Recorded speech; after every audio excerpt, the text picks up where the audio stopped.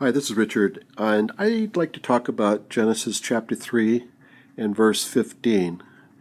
And let me read it first. It says, "And I will put an enmity between thee and the woman, and between thy seed and her seed. It shall bruise thy head, and thou shalt bruise his heel." So this is God speaking to a snake.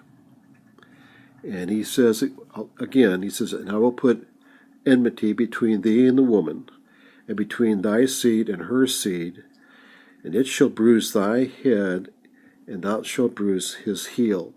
Now, before the Mandela effect, this verse read, "And it shall crush thy head, and thou shalt bruise his heel." Okay, now, there's a difference between crushing your head and bruising your head.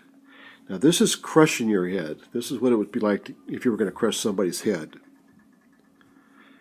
And this is what bruising a head is.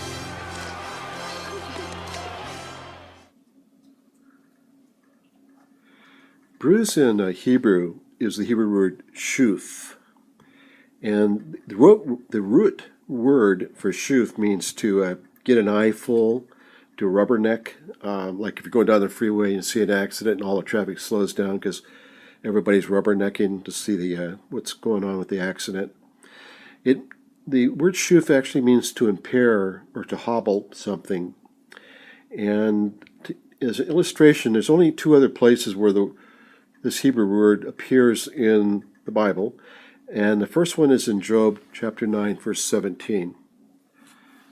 And that verse says, "For he breaketh me with tempest, and multiplieth my wounds without cause." That word breaketh means to batter or to impair. So, for he batters me with a tempest, or he impairs me with a tempest. And that's the word shuf, the same word as we saw as bruise. And the last place that word appears is in Psalms 139, verse 11. And Psalms 139, verse 11 says, "If I say, surely the darkness shall cover me, even the night shall be light upon me." The word cover is the word shuf, and once again it means to impair, so that surely the darkness shall impair me, or hobble me, or slow me down. That's the same word as we have for bruise. Back in Genesis 3:15, both those words bruise thy head and bruise his heel, are the same Hebrew word shuf.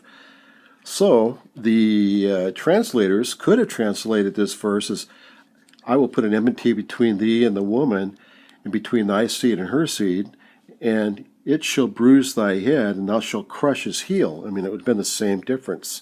That's because the first word bruise there, where it says bruise thy head, wasn't shuf in the Hebrew. The actual word before the Mandela effect was katat, which means to crush.